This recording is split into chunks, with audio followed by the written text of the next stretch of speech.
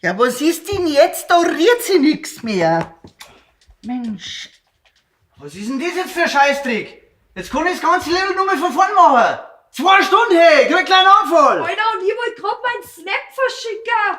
Oh, ich glaube, ich spinne. Papa, was ist denn mit dem Internet los? Ja, was? Da habt ihr das nicht gewusst? Ist doch im Amtsblattl gestanden, dass heute den ganzen Tag die Internetverbindung ausfällt. Wegen Bauarbeiten. Den ganzen Tag? Ja. Ja, die anderen zocken in Ruhe weiter und sammeln Punkte. Das hol ich doch nie wieder auf.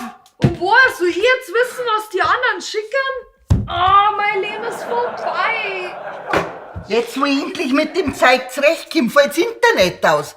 Ja, wie soll ich denn jetzt meinen Tag fertig bringen? Das wird mir doch alles ganz hart und trickig aus. Ja, April.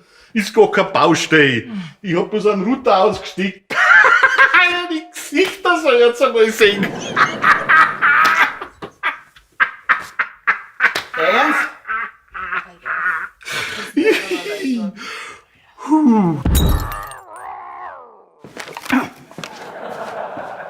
Okay, kein Aprilscherz mehr mit dem WLAN. Das nächste Mal verzeih ich halt wieder, die Katze haben's zusammengefahren. Schatzi, dein Auto ist weg. Was? Hast du das nicht unten an der Ecke gepackt, wie immer? Mein Auto? Meinst du, ob sie es gestohlen haben? Na, oder? Das gibt's jetzt nicht. April. Mein Gott.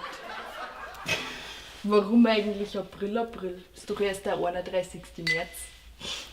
Nein, es ist doch... Ja, freilich stimmt's. April. Weißt du, warum ich das so genau weiß? Weil heute meine Mama zum Kaffee trinken kommt. Was? Heut? Deine Mama heut? Aber ich hab überhaupt nichts gebrochen. Okay, oder? April. Wann wärst denn du eigentlich einmal das Kindische ablegen, ha? Muss ich jetzt deine lustige Taschenbuchsammlung auch noch wegschmeißen, so wie deine Fix- und Foxy-Sammlung? Das hast du nicht gemacht. Meine Fix- und Foxy-Heftel?